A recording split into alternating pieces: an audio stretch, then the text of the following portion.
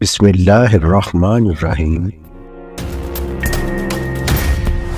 ابو موسیٰ اشعری رضی اللہ عنہ سے مروی ہے کہ نبی کریم صلی اللہ علیہ وسلم نے فرمایا، مسلمانوں کی اور یہود و نصارہ کی مثال ایسی ہے کہ ایک شخص نے چند آدمیوں کو مزدور کیا کہ یہ سب اس کا ایک کام صبح سے رات تک مقررہ اجرت پر کریں۔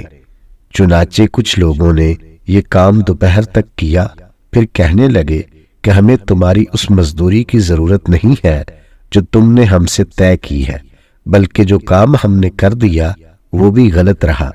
اس پر اس شخص نے کہا کہ ایسا نہ کرو، اپنا کام پورا کر لو اور اپنی پوری مزدوری لے جاؤ، لیکن انہوں نے انکار کر دیا اور کام چھوڑ کر چلے گئے۔ آخر اس نے دوسرے مزدور لگائے اور ان سے کہا کہ باقی دن پورا کر لو تو میں تمہیں وہی مزدوری دوں گا جو پہلے مزدوروں سے طے کی تھی۔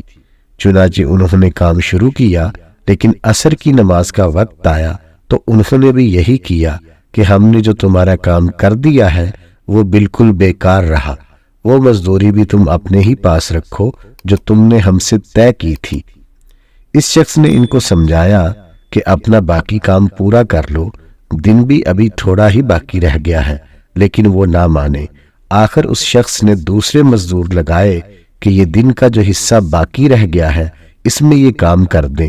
چنانچہ ان لوگوں نے سورج غروب ہونے تک دن کے بقیہ حصہ میں کام پورا کیا اور پہلے اور دوسرے مزدوروں کی مزدوری بھی سب انہی کو ملی۔ تو مسلمانوں کی اور اس نور کی جس کو انہوں نے قبول کیا یہی مثال ہے۔